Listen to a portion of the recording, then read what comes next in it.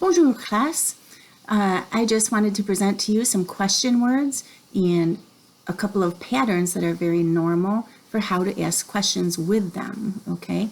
You can see here I start getting into a pattern where there's two different ways. So that's the common pattern we'll be looking at. There are always a few exceptions, however, okay?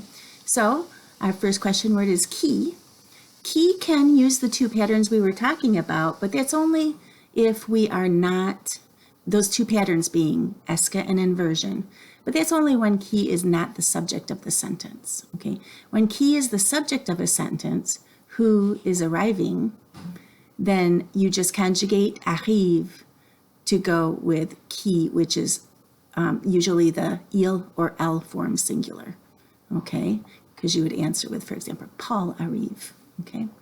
So, but when qui is not the subject, for example, you are arriving with whom, or who are you arriving with is what we usually say in English, but the French can't end a sentence with a preposition, so they have to switch it around and say, with whom are you arriving?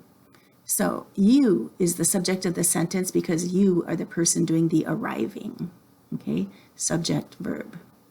So in this case, you'll say, avec qui arrives-tu for inversion, because you just take you are arriving and you invert it. That's called inversion, arrive-tu. You always hold inversion together with a dash. That can't be separated. If I used est-ce que instead of inversion, it would look like this. Avec qui est-ce que tu arrives? With whom are you arriving? Or with whom is it that you are arriving? Literally. With the es ending to go with tu for er verbs. Similar things happen with que and qu'est-ce que. Que is the word for what, but lots of people will tell you the word for what is qu'est-ce que because it has est-ce que in it, but it's really que, okay? So what are you eating? If I use est-ce que, it's qu'est-ce que tu manges? Literally, what is it that you are eating? Okay? If I wanted to use inversion, I'd say, que manges-tu? What? And then when it's inverted, that means, are you eating? Okay? So similar for all of these. Où is where? Where are you eating? Où manges-tu? Or où est-ce que tu manges? When are you arriving? Quand manges-tu? Or, I'm sorry, when are you eating? Quand manges-tu? Quand est-ce que tu manges? Why are you eating? Pourquoi manges-tu? Pourquoi est-ce que tu manges? So those are the two patterns to really kind of look at for most of them. How are you eating? Comment manges-tu? Comment est-ce que tu manges? Okay, and then we get a little tricky down here. We do have combien is a question word. It means how much or how many.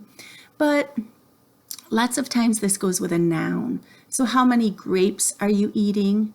They say how many of grapes, and then the are you eating. So it becomes combien de raisins manges-tu? Or I could have done this one with the est-ce que. Combien de raisins est-ce que tu manges? But then sometimes combien goes with a verb. Combien coûte la chemise? How much costs the shirt? That's kind of like inversion, but they don't have a dash because this is a noun, not a pronoun like il or tu. Combien est-ce que la chemise coûte? How much is it that the shirt costs? So every once in a while, the pattern's a little off, okay? So in general, the French don't use je with inversion. They can. They say puis-je quite a bit for can I? Puis-je? Puis-je aller à la salle de bain? Can I go to the bathroom? Okay. But most verbs, they don't use inversion with je. They use est-ce que in spoken French. And then qui can sometimes be the subject, again, like I pointed out at first. Est-ce que is already inside of qu'est-ce que, so it's technically a phrase, not a word. Okay, I hope that helps. Merci beaucoup. There is a Quizlet attached to help you with a whole bunch of questions in full question form, so it's a really good practice one. If you have